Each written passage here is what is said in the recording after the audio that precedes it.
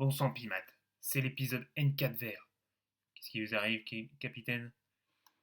J'ai bien mon trésor, mais il y a un cadenas dessus, avec un nombre premier compris entre 20 et 100, et un écart de 6 entre le chiffre des unités et le chiffre des dizaines. J'y comprends rien, moi. Bon, bah, capitaine, on va déjà voir ce que c'est qu'un nombre premier. Alors, la définition d'un nombre premier, c'est un nombre qui met exactement deux diviseurs distincts, 1 et lui-même.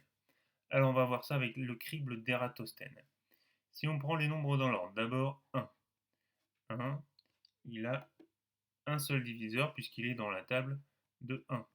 Et donc, il n'a pas exactement deux diviseurs distincts, il n'a qu'un seul, c'est 1. Donc, c'est pas un nombre premier. Ensuite, 2, il est dans la table de 1 et aussi dans la table de 2. Et donc, il a exactement deux diviseurs, donc c'est bien un nombre premier.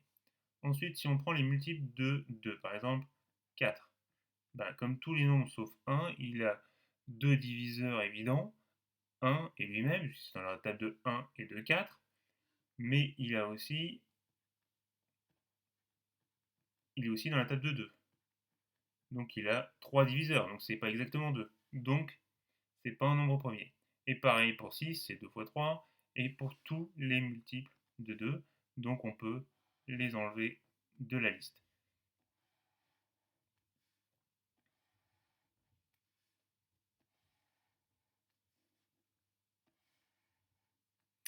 Ensuite, si on continue, il nous reste 3. 3, il a exactement deux diviseurs, 1 et 3, et pas d'autres, donc c'est bien un nombre premier. Ensuite, les multiples de 3, bah, c'est pareil. 6, il va avoir au moins 3 diviseurs, 9 aussi, et donc on peut les éliminer de la liste. Si on regarde ça plus rapidement, on voit sur cette animation, donc 2 est un nombre premier et tous ses multiples sont éliminés de la liste. Ici, la liste des nombres premiers se met à jour. Ensuite, il y a 3, mais pas les multiples de 3. Ensuite, on a 5, pas les multiples de 5, etc. 7, 11, 13, 17, 19, etc.